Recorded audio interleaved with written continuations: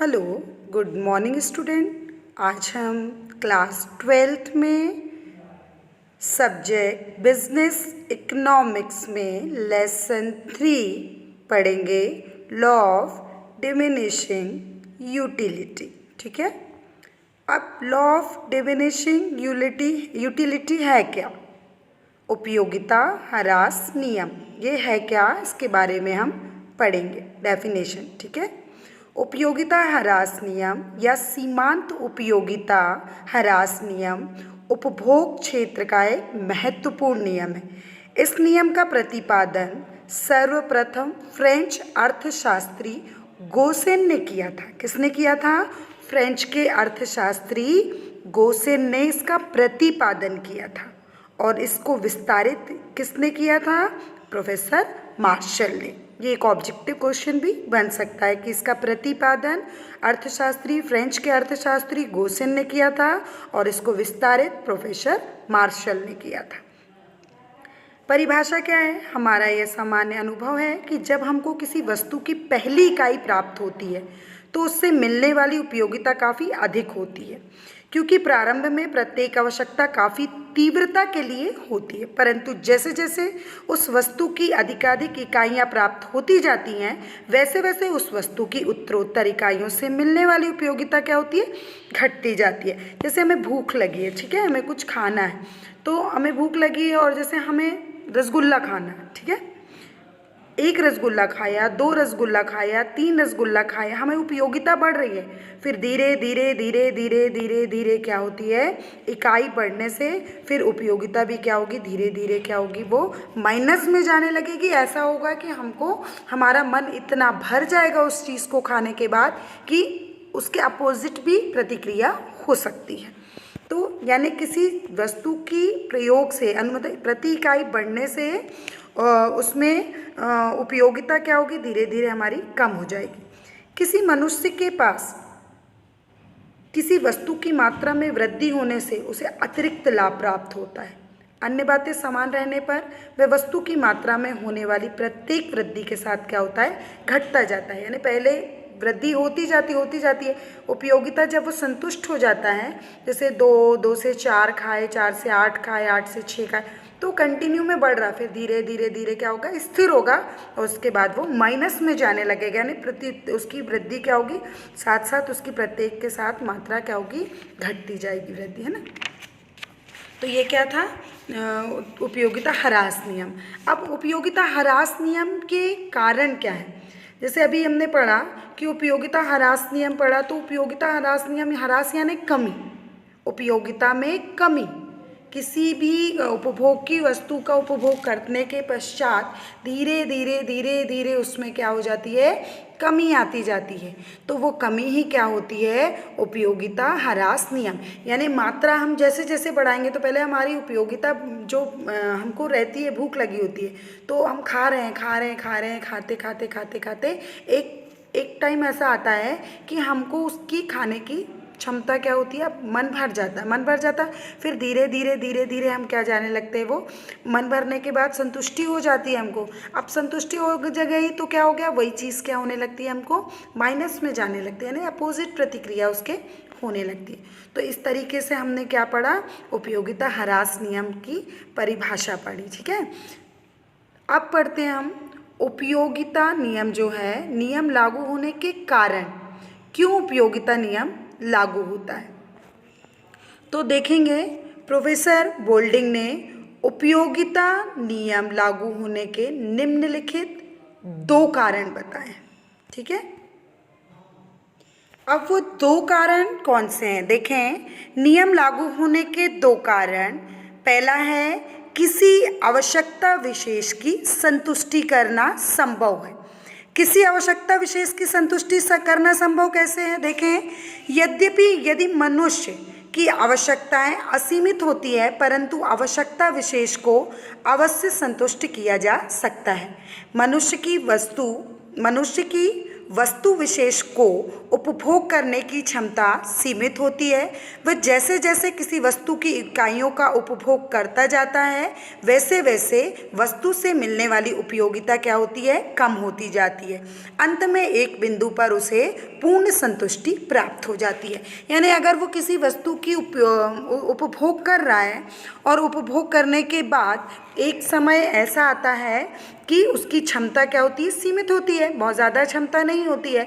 तो उपभोग करने के बाद एक टाइम ऐसा आता है कि जैसे जैसे वस्तु की इकाई बढ़ती है उपभोग करने की जो उपयोगिता की क्षमता क्या होती है वो कम होती जाती है। और एक बिंदु ऐसा आता है कि उपयोगिता क्या होती है, संतुष्ट हो जाती है। और यदि इकाई बढ़ती जाएगी तो उपयोगिता क्या आ जाएगी, माइनस में आने लगती है। तो इस प्रकार किसी आवश्यकता विशेष की संतुष्टि करना क्या है, संभव है। फिर अगला बिंदु है हमारा, वस्तु एक दूसरे के पूर्ण स्थानापन्न नहीं होती। एक दूसरे की पूर्ण स्थानापन्न कैसे, देखें, वस्तुएं एक दूसरे से पूर्ण स्थानापन्न नहीं होती। एक वस्तु दूसरी वस्तु की पूर्ण स्थानापन्न नहीं होती, अर्थात विभिन्न वस्तुओं का एक उचित अनुपात में ही उपयोग किया जा सकता है। उदाहरण के लिए यानी एक लिमिट में, उचित अनुपात में, उचित लिमिट, एक रेशो में ही उसका उपयोग किया जा सकता है। उदाहरण के लिए हम कह सकते हैं जैसे रोटी और मक्खन एक दूसरे के क्या होते हैं, निश्चित अनुपात में ही इसका उपभोग किया जा सकता है। यदि रोटी की मात्रा को हम क्या करते हैं, स्थिर रखकर मक्खन की मात्रा को बढ़ाते चले जाएं, मक्खन का सेवन हम ज़्यादा करें तो मक्खन की जो उत्तरोत्तर इकाई होती है बाद में क्या हो जाएगी, घटती हुई सीमांत उपयोगिता प्राप्त होगी। यानी ज़्यादा मक्खन अकेले नहीं खा सकते, उसके बाद वो जो उपयोगिता समाप्त हो जाएगी और क्या होगी, वो घटते जाएगी उसकी उपयोगिता। ठीक है, इसके बाद जैसे हम बोलते हैं क्योंकि रोटी तथा मक्खन क्या होते हैं, एक दूसरे के पूर्ण स्थानापन्न नहीं होते। यानी रोटी की पूर्ति मक्खन नहीं कर सकता और मक्खन की पूर्ति रोटी नहीं कर सकता। यानी दोनों एक दूसरे की पूर्ण स्थानापन्न नहीं है। यानी रोटी को छोड़ के यदि हम सिर्फ मक्खन मक्खन मक्खन खाएं तो उपयोगिता क्या हो जाएगी, हमारी सीमांत उपयोगिता प्राप्त हो जाएगी और बाद में इकाइयां क्या हो जाएगी, उपयोगिता की इकाई उत्तरोत्तर के बाद घटती हुई हमको मिलेगी। ठीक है, तो इस प्रकार हमने क्या पढ़ा, नियम लागू होने के दो कारण होते हैं। पहला कारण पढ़ा, किसी आवश्यकता विशेष की संतुष्टि करना संभव है, और दूसरा, वस्तुएं एक दूसरे की पूर्ण स्थानापन्न नहीं होती हैं। ठीक है, अब हम पढ़ेंगे नियम की मान्यताएं या सीमाएं, यानी लिमिटेशंस ऑफ द लॉ। पहला है उपयोगिता ह्रास नियम की निम्नलिखित मान्यताएं सामने आएंगी हमारे। देखें, पहला है उपभोग की जाने वाली वस्तु की सभी इकाइयां गुण एवं आकार में कैसी होनी चाहिए, समान होनी चाहिए। फिर अगला है उपभोग की जाने वाली वस्तु की इकाइयों का आकार उपयुक्त होना चाहिए, अर्थात आकार बहुत सूक्ष्म नहीं होना चाहिए, यानी बहुत छोटा नहीं होना चाहिए। फिर है वस्तु की दो इकाइयों के उपभोग के बीच में कोई समयावधि नहीं होनी चाहिए, अर्थात वस्तु का उपभोग लगातार किया जाना चाहिए। यानी ऐसा नहीं है, जैसे मान लीजिए अभी आपको प्यास लगे, ठीक है, आपने पानी पी लिया, 2 ग्लास 3 ग्लास पानी पी लिया, फिर यदि आपको 1 घंटे बाद फिर पानी देंगे तो स्वाभाविक सी बात है आपकी उपयोगिता उतनी ही रहेगी। लेकिन यदि कंटिन्यूटी में आप 1 ग्लास 2 ग्लास 3 ग्लास 4 ग्लास पानी पियोगे तो उपयोगिता आपकी क्या हो जाएगी, समाप्त हो जाएगी। तो यानी वस्तु की 2 इकाइयों के बीच जो समयावधि होनी चाहिए वो वस्तु की उपयोगिता यानी लगातार होनी चाहिए। तब हमको पता चलेगा, जब हमको भूख लगी हमने खाना खा लिया, ठीक है, लेकिन अगर हम 2-4 घंटे बाद फिर भूख लगेगी फिर खा लेंगे तो उपयोगिता तो वो उस टाइम भी उतनी ही रहेगी जितनी अभी है। लेकिन कंटिन्यू में यदि लगातार हम खाते जाए तो हमारी उपयोगिता कम होने लगती है। तो यानी जो 2 इकाइयों के बीच का मध्य का समय क्या होना चाहिए, लगातार होना चाहिए। ठीक है, अगला है उपभोग की जाने वाली वस्तु तथा उसकी स्थानापन्न वस्तु के मूल्य में कोई परिवर्तन भी नहीं होना चाहिए। मूल्य में किसी भी प्रकार का कोई परिवर्तन नहीं होना चाहिए। उपभोक्ता की मानसिक स्थिति में कोई परिवर्तन नहीं होना चाहिए, यानी मनोस्थिति उसकी परिवर्तित नहीं होनी चाहिए। फिर उपभोक्ता की रुचि, आदत, फैशन, आय व स्वभाव में भी कोई परिवर्तन नहीं होना चाहिए। आवश्यकता एक ही होनी चाहिए, यानी एक ही आवश्यकता होनी चाहिए। ये नहीं कि थोड़ी देर बाद हमने कुछ खाया फिर थोड़ी देर बाद हमको कुछ किसी और चीज़ की उपयोगिता हो गई।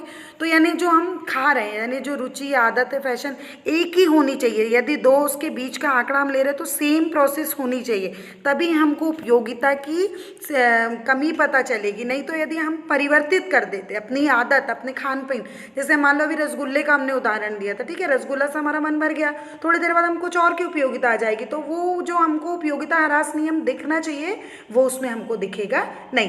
तो इस प्रकार हमने नियम की मान्यता एवं सीमाएं पढ़ी, यानी लिमिटेशंस ऑफ लॉ, कि किसी भी वस्तु का उपभोग यदि हम लगातार कंटिन्यू में कर रहे हैं तो एक समय ऐसा आता है कि उससे हमको संतुष्टि प्राप्त हो जाएगी, और फिर अगला समय ऐसा आएगा कि हम उस चीज़ से संतुष्टि प्राप्त करने के बाद यदि उसकी मात्रा में वृद्धि करती 2, 4, 6, 8 करते जाएंगे तो हमारी उसकी उपयोगिता में क्या हो जाएगी, कमी आ जाएगी। जैसे आपको भूख लगी, 1 रोटी खाई, 2 रोटी खाई, 3 रोटी खाई, 4 रोटी खाई, भूख लगी, जहाँ तक आपकी भूख नहीं समाप्त होती आपने खाई, लेकिन जहाँ आपकी भूख समाप्त हो गई वहाँ से यदि आपकी मात्रा बढ़ती जाए तो आपकी संतुष्टि जहाँ पर आके रुक जाती है, वहाँ से यदि आप ज़बरदस्ती खा रहे हैं रोटी, आपका बिल्कुल भूख नहीं है, आपकी भूख तृप्ति हो चुकी है, संतुष्टि हो चुकी है, उसके पश्चात भी यदि आप रोटी खा रहे हैं तो स्वाभाविक सी बात है कि हमको वोमिटिंग भी हो सकती है, यानी प्रतिक्रिया, विपरीत प्रतिक्रिया होने लगी। संतुष्टि के बाद क्या आ रहे हैं, माइनस में आएंगे, तो ये कहलाती है उपयोगिता ह्रास नियम। ठीक है, तो इस तरीके से हमने आज क्या पढ़ा, उपयोगिता ह्रास नियम की परिभाषा, अर्थ, उपयोगिता ह्रास नियम के कारण और उपयोगिता ह्रास नियम की मान्यताएं एवं सीमाएं। ठीक है, थैंक यू।